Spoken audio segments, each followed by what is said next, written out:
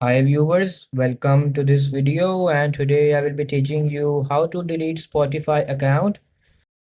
So just let's start. So first of all, open up your Spotify application, click on your name and go onto your account.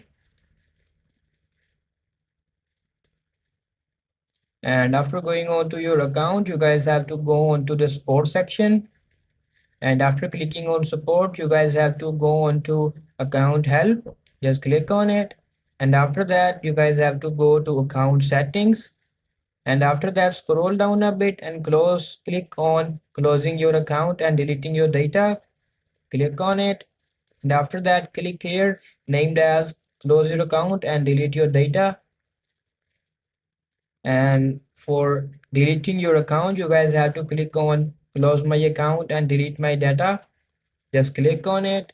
And after that, you guys have to click on close my account. And after clicking on close my account, there will be again a confirmation from you, and after that your account of Spotify will be deleted, and that's how you guys can easily delete your Spotify account.